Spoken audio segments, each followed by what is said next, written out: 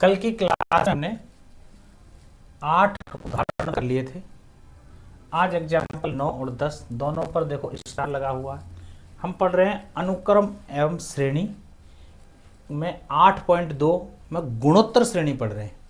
गुणोत्तर श्रेणी में क्या क्या चीज़ें, तो एक एग्जाम्पल 9 देख लें, 8 तक अपने कर लिए। एक गुणोत्तर श्रेणी के प्रथम 3 पदों का योगफल 13/12 है तथा उनका गुणनफल -1 है। कई कई बुकों में 1 दिया हुआ है, ये मिस प्रिंटिंग है, -1 लिखना, -1 है। तो सार्वनुपात तथा पदों को ज्ञात कीजिए। सार्वनुपात ज्ञात करना है और कौन कौन से हैं वो ज्ञात करना है।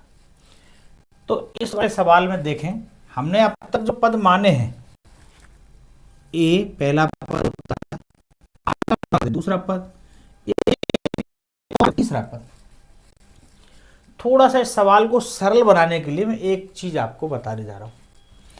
आप ये समझें, चौथा पद ज्ञात करना हो, क्या करूंगा, आर का गुणा।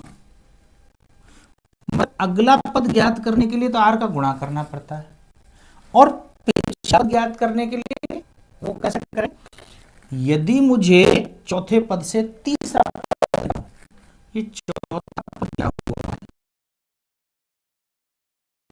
यदि मैं आर का भाग दे दूं तो 3 पावर में से 2 बचेंगे, तीसरा पद ए आर स्क्वायर, जो कि तीसरा पद है। इसका मतलब पिछला पद ज्ञात करने के लिए तो आर का भाग देते हैं और उससे अगला पद ज्ञात करने के लिए आर का गुणा करते हैं। बस इसी कंसेप्ट से हम इस सवाल को करने की कोशिश करते हैं। देखो थोड़ा सरल हो जाएगा। यदि अपन ऐसे मानेंगे सवाल तब भी होगा, लेकिन ऐसे मानते हैं तो ज्यादा सही है। तो माना पद तो 3 है, तो मैं दूसरे पद को मानूंगा। माना दूसरा पद,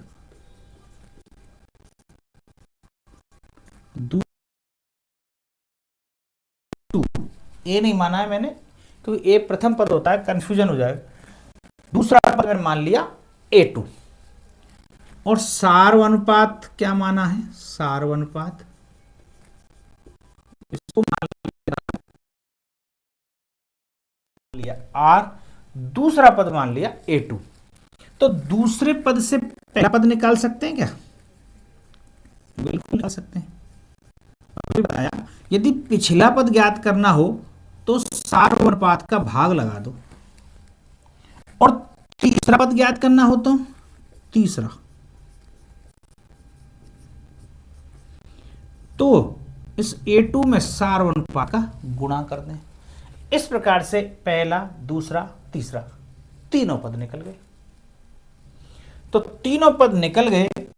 अब देखें क्या रखा है इसमें, तीनों पदों का योगफल। तो पहला समीकरण, पहला पद तो है A2/R, दूसरा पद है A2, तीसरा पद है A2R। तीनों पदों का योगफल कर लिया, कितना आया, 13/12। क्या इसमें A2 कॉमन दिख रहा है आपको, तो मैं A2 को बाहर लिख लेता हूं, 1/R + 1 + R बराबर 13/12। ये समीकरण नंबर मैंने 1 बना दिया। ये समीकरण नंबर 1 हुआ। अब ये समीकरण नंबर 1 हो गया। अब क्या करेंगे, दूसरा समीकरण कहां से बनाएंगे, दूसरा समीकरण यहां बना लिख लेते हैं। अभी ये वाला सवाल मैं मिटा देता हूं, बाद में करेंगे।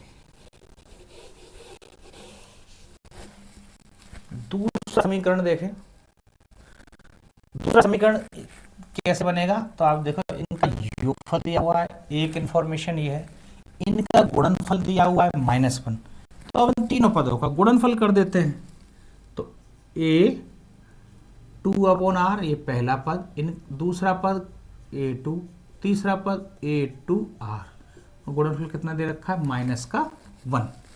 तो आप देखेंगे ये R से R कट जाएगा, A2 A2 A2, तो इसका मतलब A2 का क्यूब बराबर -1।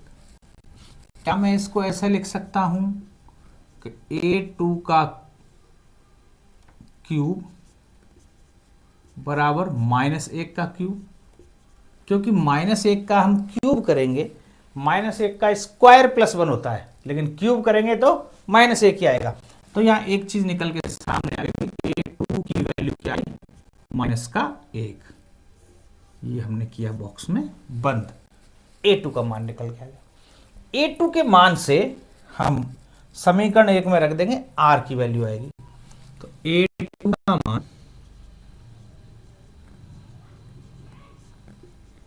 समीकरण नंबर 1 में रखने पर, तो A2 में देखें, A2 ऐसे लिखा हुआ है, इस A2 की जगह मैंने क्या लिख दिया, -1, और यहाँ 1/r +1 + r बराबर 13/12।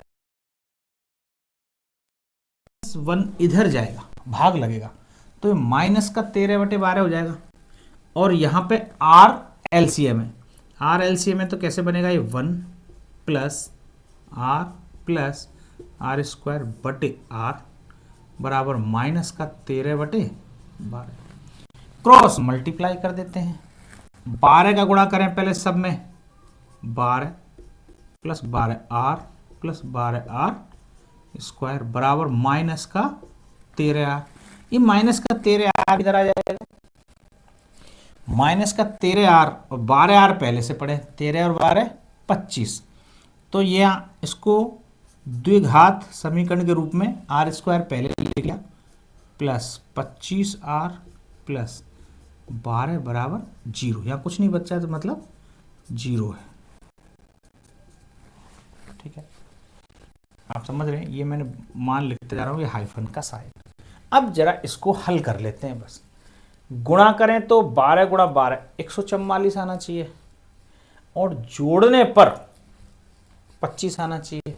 वो कैसे संख्या है, 144, 16 नंबर 144 होते हैं, 16 और 9 इसके फैक्टर बनेंगे, तो 12r² + 16r + 4r + 12 बराबर 0। ये अपन ने 9 10 से करते चले आ रहे हैं, द्विघात समीकरण। जोड़ने पर 25 कैसे पता चलता है, जोड़ने पर पीछे चिन्ह काय का है, प्लस का, इसका मतलब जोड़ने पर 25 आना चाहिए। और गुणा करें तो पहली और तीसरी संख्या गुणा करो, फर्स्ट में 12 लास्ट में 12, 12 12 144, गुणा करने पर 144 आना चाहिए। तो ये पद बनेंगे। इनमें देखें कॉमन क्या क्या आ रहा है जरा, तो यहाँ तो 4r कॉमन आ रहा है,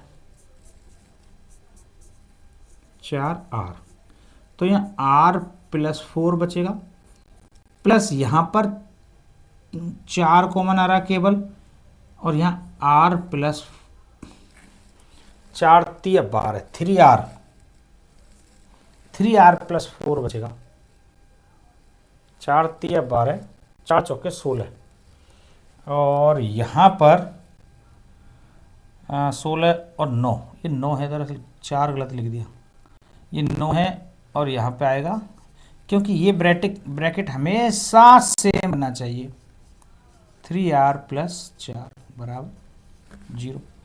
तो एक तो बना आपके 3r + 4 ब्रैकेट, दूसरा बनेगा 4r + 3। इन दोनों ब्रैकेटों का गुणनफल 0 है, इसका मतलब दोनों ब्रैकेटों में से कोई ना कोई एक 0 होगा, वो मैं यहां लिख रहा हूं 3r + 4 बराबर 0, और जब मैं इसको 0 के बराबर रखूंगा तो r की वैल्यू आ जाएगी -3/4। 2r आए मेरे पास, तो जाहिर सी बात है इसका मतलब गुणोत्तर श्रेणी भी 2 बनेंगी। A2 क्या माना था मैंने, दूसरा पद, तो दूसरा पद तो मेरा -1 है।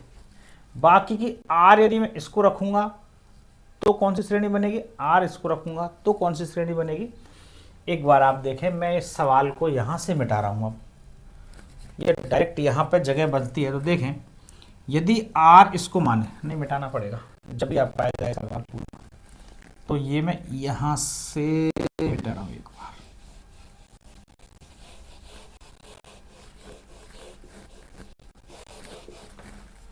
यदि पहला वाला आर मान है, यदि आर की वैल्यू माइनस का 4/3 हुई, उस स्थिति में तीनों पद क्या आएंगे?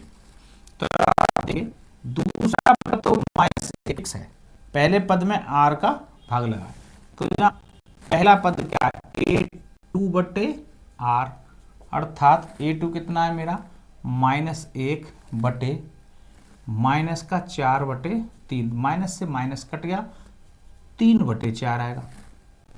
और a2r क्या आएगा? माइनस का 1 गुणा माइनस का 4/3, माइनस से माइनस प्लस 4/3 आएगा। यदि r ऐसा हुआ माइनस का 4/3, तो तीनों पद ऐसे बनेंगे 3/4 -1 4/3, यदि r ये है तो। और दूसरी क्या स्थिति बन रही है? यदि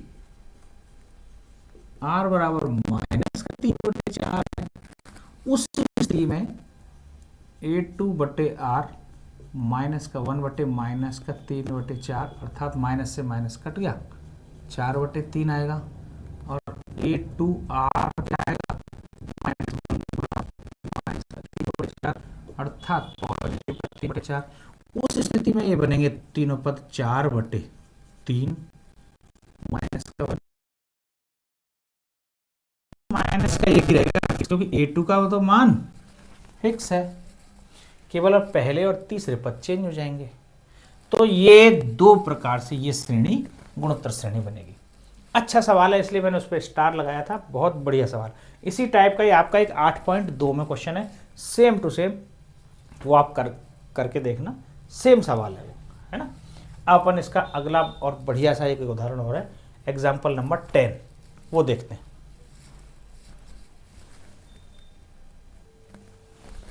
एग्जाम्पल 10 देखें, एक ऐसा प्रॉब्लम दे रखा है 7 2 7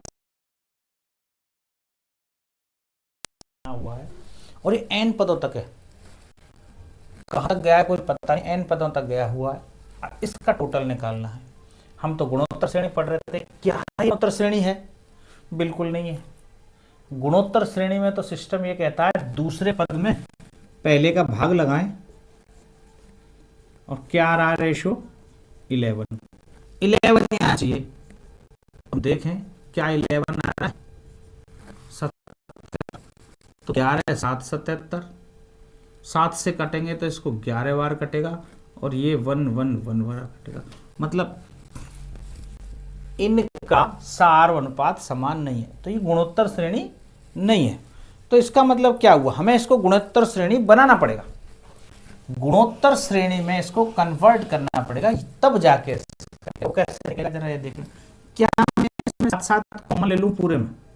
तो आप देखो साथ मैंने कॉमन ले लिया 1, क्योंकि योग निकालना है तो प्लस प्लस लगा देता हूं।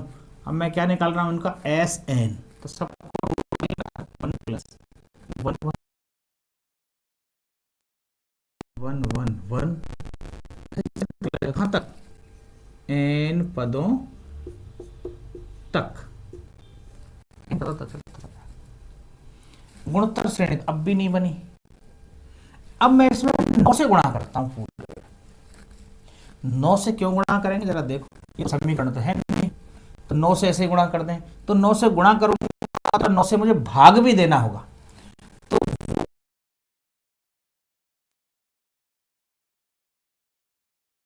कर दूं 9 plus 9 9 plus 9 9 9 9 9 9 plus dot dot dot n पदों तक।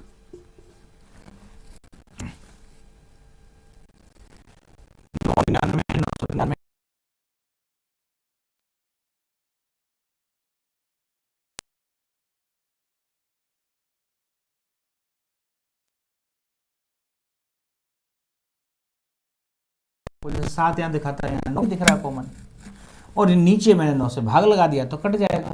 इसका मतलब कोई प्रभाव नहीं पड़ा हमारी संख्या पर। लेकिन इससे मुझे क्या फायदा हुआ? मुझे फायदा ये हुआ ऐसा करने से एक लिख सकता हूं, प्लस यहाँ 100 माइनस 1 लिख सकता हूँ उसको, प्लस छोटा सा ब्रैकेट में लिख लो, प्लस 1000 माइनस 1 लिख सकता हूँ। तो अब 10 की पावर 2 लिख दूँ, इसको 1000 को 1000 ना लिख के 10 की पावर 3 लिख दूँ माइनस 1, प्लस तो यहाँ 10 की पावर 4 माइनस 1 ऐसे बनता चला जाएगा तक, ऐसा बनता चला जाएगा। तो आप देख रहे हो ये 10, 10 का स्क्वायर, 10 का क्यूब, 10 का 4, ये गुणोत्तर श्रेणी तो बन गई, लेकिन -1 -1 -1 ये आ रहे हैं, इन सबको एक साथ लिख लेते हैं अलग से।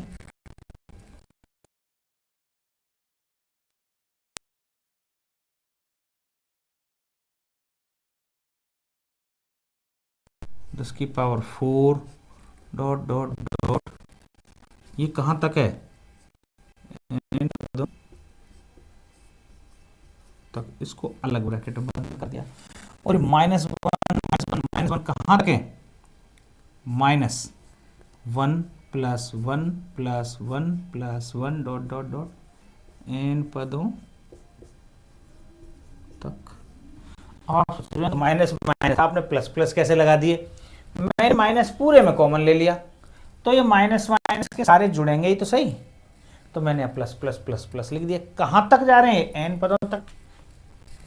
जरा आगे देखें, 7/9 इसको हल कर सकते हैं आसानी से, क्योंकि ये तो एक एपी जीपी बन गई है, और जीपी में हम जानते हैं यहाँ आर आएगा 10, 100/10 करेंगे तो 10, आर 10 है और ए भी 10 है, तो 10 तो 1 से बड़ा है, इसका मतलब यहाँ पर जो फॉर्मूला लगेगा वो क्या लगेगा, a इंटू आर की पावर n-1 बटे r-1, ऐसे करके इसका फॉर्मूला लगा देंगे, ऐसा n बन जाएगा। n पदों तक होता है तो n ही लिखा है, माइनस ये -1 यदि जितने n होंगे, यदि ये 100 पद है तो 100 आंसर आएगा, क्योंकि 1 1 100 हो जाएंगे। 150 पद होंगे तो 150 हो जाएंगे, मतलब जितने पद हैं उतने ही टोटल होगा, इसका मतलब ये तो n ही होगा, -n, तो यहाँ -n लगा दिया। अब बस इसको हल करना है, अगली लाइन में यहाँ से 9 a पहला पद 10, r उसमें बड़ा कोष्टक लगा देते हैं, r भी 10 है, n-1 बटे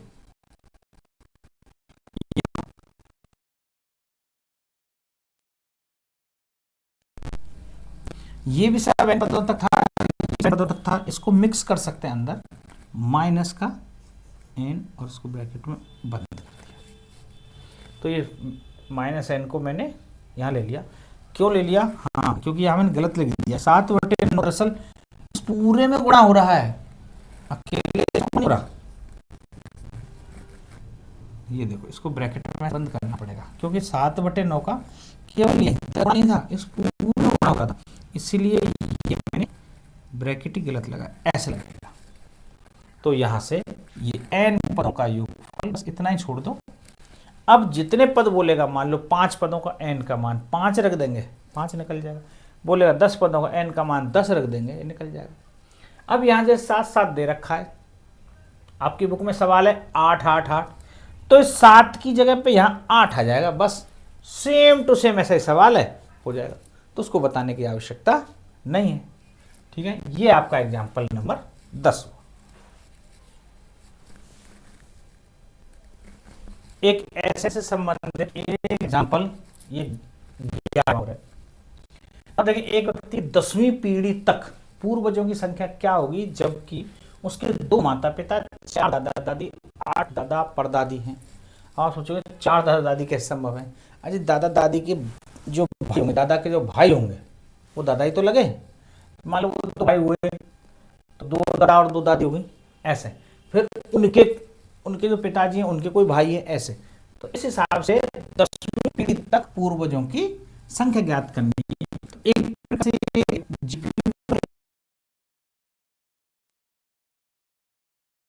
2 है, फिर 4 है, फिर 8 है,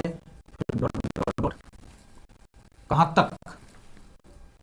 10वीं पीढ़ी।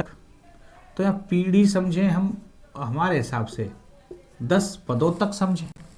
तो यहां पर ए प्रथम पद भाग लगाऊंगा तो क्या आएगा? 2। एन 10वीं पीढ़ी बोला है 10, ज्ञात क्या करना है? एस एन, टोटल कितने बैठेंगे? एस एन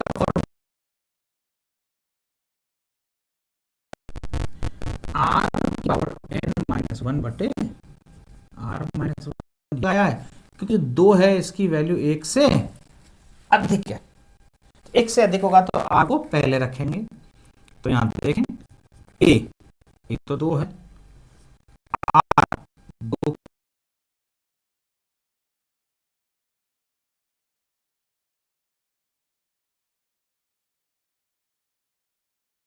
हो गया, नीचे का पद ऊपर 2, 2 की पावर 10, तो 2 की पावर 10 में इन 2 का गुणा कर दें तो 2 की पावर 11 माइनस 2 ये बनेगा। 2 का अंदर गुणा करेंगे तो 2 की पावर 11 कितनी होगी?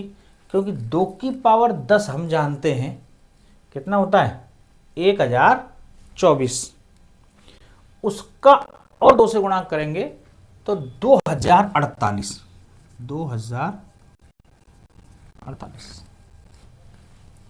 2 की पावर 11 2048, इसमें से 2 माइनस कर देंगे बस, तो 2046 सभी पूर्वजों की संख्या होगी। ये आपका उदाहरण नंबर 11। अब हम कुछ अगला टॉपिक पढ़ेंगे, गुणोत्तर माध्य और समांतर माध्य। समांतर माध्य 10वीं का है, इसमें गुणोत्तर माध्य और समांतर माध्य में आपस में संबंध के बारे में दिया गया है, तो अपन वो पढ़ेंगे तो गुणोत्तर माध्य और समांतर माध्य में क्या संबंध होता है। पर उससे पहले पढ़ेंगे अपन गुणोत्तर माध्य। एक बार ये नोट डाउन कर। हाँ, अब हम पढ़ेंगे गुणोत्तर माध्य। ये क्या होता है गुणोत्तर माध्य? गुणोत्तर माध्य का मतलब है हर 2 पद के बीच में जो कोई बीच वाला पद होगा वो उसका माध्य कहलाता है। माध्य का मतलब आपने पहले पढ़ा हुआ है, जैसे मान लो 5 पद हैं तो उसमें पहला, दूसरा, तीसरा, चौथा, 5, इन 5 पदों का मीन तीसरा आएगा। पहला, दूसरा, तो 3 पद हैं तो इनका मध्य दूसरा पद होगा। ऐसे करके ये माध्य कहलाता है। इनमें आपस में क्या संबंध होता है जरा वो अपन समझें, किन पदों में क्या है, पहले, दूसरे, तीसरे। तो जैसे गुणोत्तर श्रेणी, अपने कोई गुणोत्तर श्रेणी देखिए जीपी, तो आप गुणोत्तर श्रेणी में जानते हैं पहला पद तो ए होता है, दूसरा पद ए आर होता है, तीसरा पद ए आर स्क्वायर होता है, आर आर का गुणा करते जाता है, ऐसे पद निकलता। तो फिर इन तीनों पदों में आपस में क्या संबंध है? इसका माध्य ए आर है, ये कन्फर्म।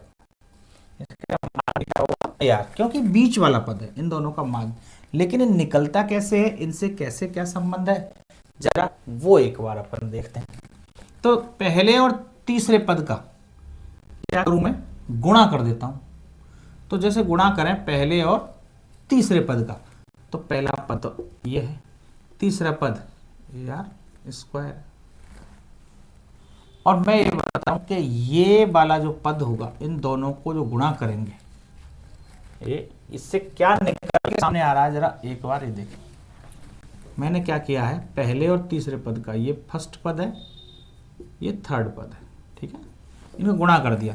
तो गुणा करने से क्या आया, जरा ए स्क्वायर आर स्क्वायर। मेरे माध्य हमेशा बीच वाला होता है तो ये आना चाहिए था, लेकिन ये आया, ये नहीं आया। क्यों? क्योंकि इस पे अंडर रूट लगाएंगे जब आएगा। इस पे मैंने अंडर रूट लगाया, ए स्क्वायर आर स्क्वायर, तो तब जाके ये ए आर बनेगा। बात कुछ समझ में आई नहीं है, हम अंडर रूट क्यों लगा रहे हैं, क्या है ये मैं बता रहा हूं आपको, बीच वाले संबंध का इन दोनों से क्या संबंध।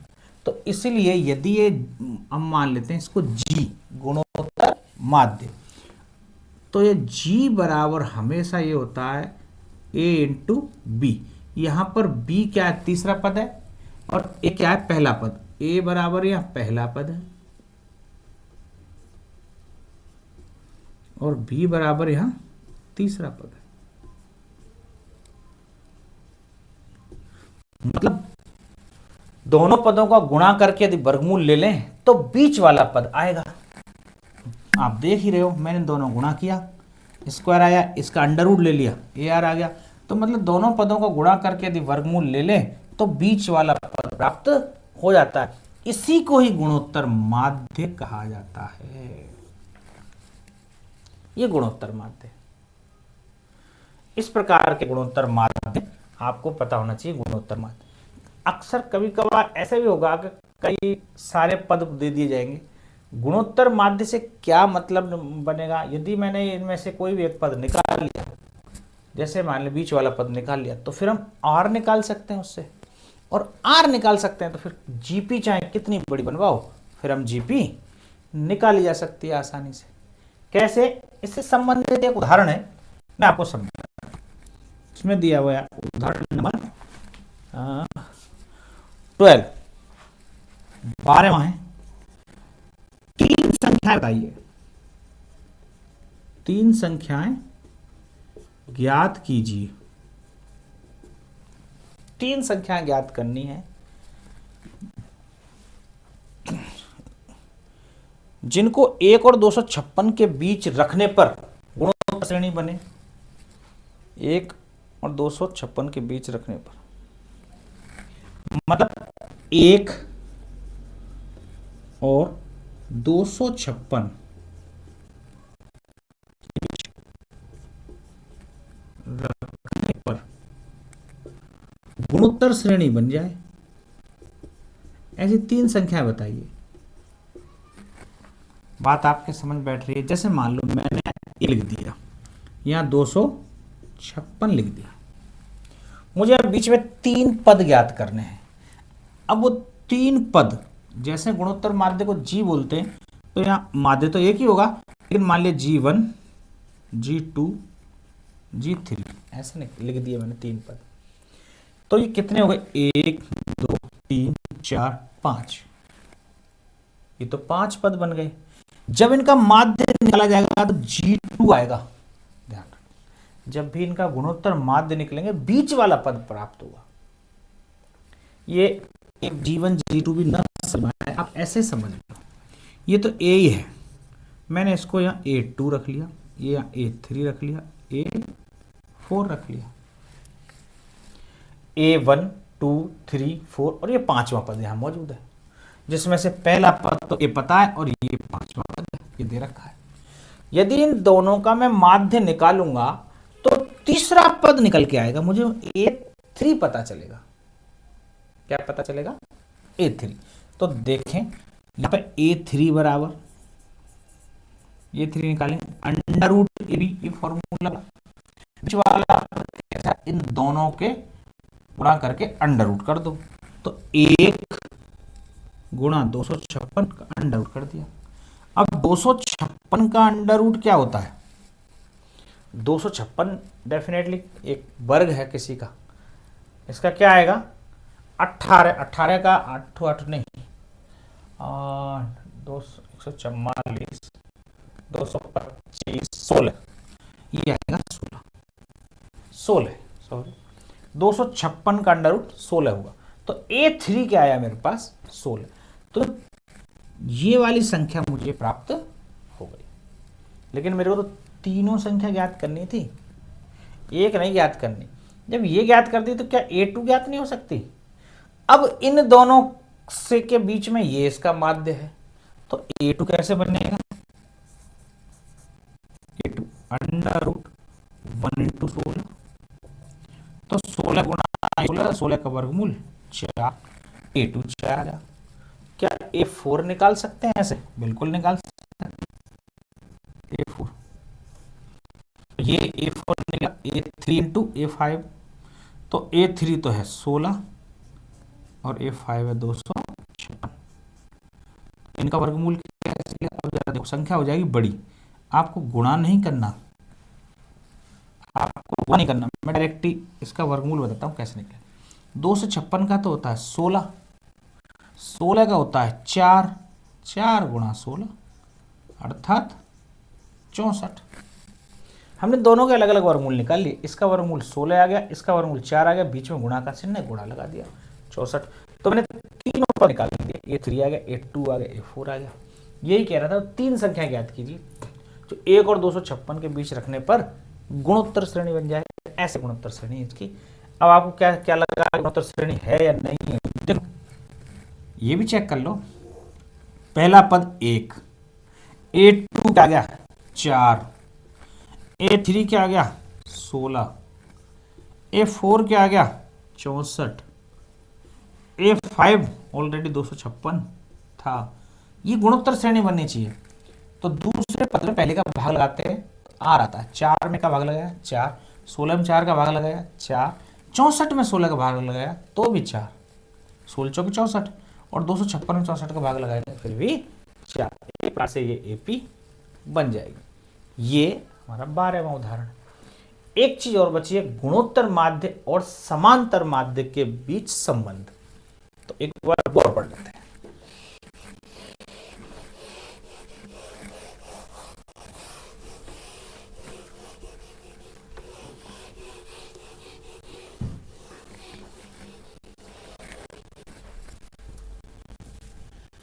जैसे हमें जीपी निकाला, जी जो गुणोत्तर माध्य है जीएम, उसको जीएम कहते हैं दरअसल। इसका पूरा मैं लिख देता हूं, जीएम इसको बोलते हैं ज्योमेट्रिक मीन, और ये होता है अंडर रूट AB। AB से मतलब फर्स्ट और लास्ट वाला टर्म। 3 पद हैं तो पहला और तीसरा हो जाएगा। जो फर्स्ट और लास्ट होगा उसके बीच वाला पद जरूर आएगा। तो फर्स्ट और लास्ट टर्म है ना A। ऐसे ही समांतर माध्य कैसे निकालते हैं? समांतर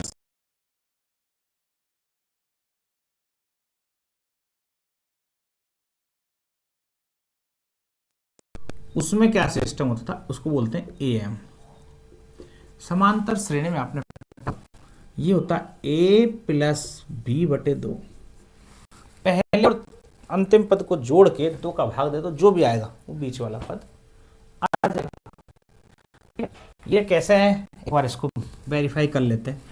1 2 3 4 5 6 7 मैंने वैसे बढ़ा दी। समांतर श्रेणी है, सब में एक एक का डिफरेंस है। कितने पद हैं? 7।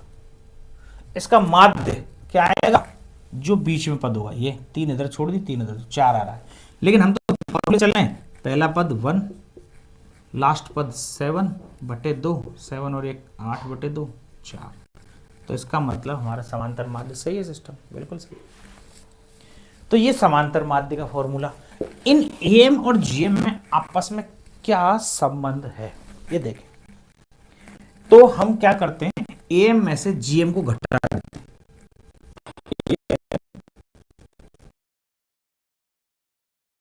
घटा क्यों रहा हूं ये समझे। घटाने पर यदि इसकी वैल्यू 0 आती है, मान लो इसका मान आ जाए 0, तो AM और GM बराबर हो जाएंगे। यदि 0 से बड़ा आ रहा है या छोटा आ रहा है तो इनमें आपस में संबंध डिस्कस हो जाएगा, कौन किससे बड़ा है। ठीक है, इसे मैं घटा रहा हूं तो घटाएं। तो AM तो है A प्लस B बटे 2, GM है अंडर रूट AB। घटाने पर क्या बना, 2 LCM आ गया, A प्लस B माइनस 2, 2 का गुणा हो जाएगा, 2 under root A under root B। मैंने इसको ऐसे तोड़ के लिख दिया जानबूझ के, बटे 2, क्योंकि 2 LCM।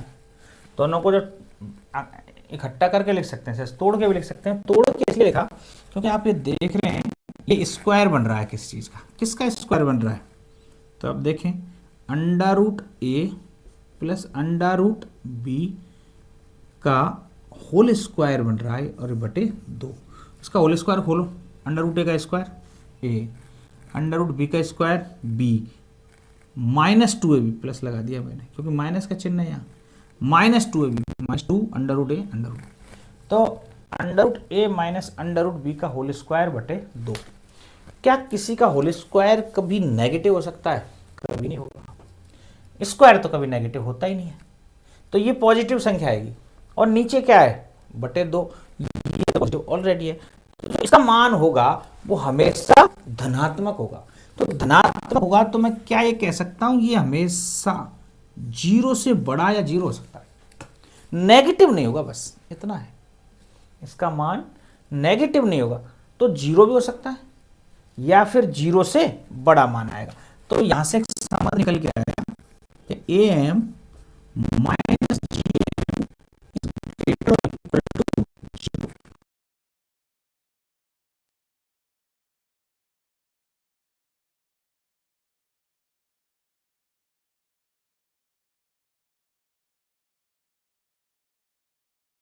जी एम से बड़ा होगा या फिर बराबर भी हो सकता है। बराबर कब होगा, जब उसमें श्रेणी गुणोत्तर और समांतर माध्य दोनों, गुणोत्तर और समांतर श्रेणी होगी, तो उस स्थिति में बराबर हो सकता है। बाकी हमेशा ए एम जी एम से बड़ा होगा। ये इन दोनों के बीच संबंध हमने जो पढ़ा, उत्तर माध्य और समांतर माध्य के बीच संबंध, जी एम एवं ए एम के बीच संबंध, बस ये संबंध। ये आपका टॉपिक पूरा गुणोत्तर श्रेणी का जो एनसीईआरटी में दे रखा है, इतना ही दे रखा। इस पे आधारित एक उदाहरण और बचा है, वो उदाहरण और कर लेते हैं। Example number 30।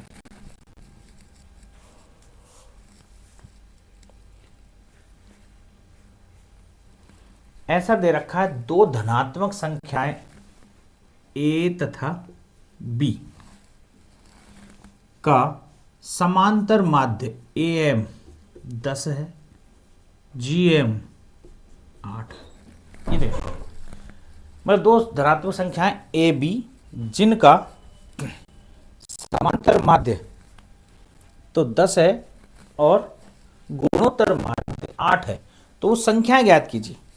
हाँ, तो संख्या ज्ञात करने के लिए बोला गया। इसमें क्या ज्ञात करनी है, संख्या। तो संख्या ज्ञात करनी है, जरा ये बताओ।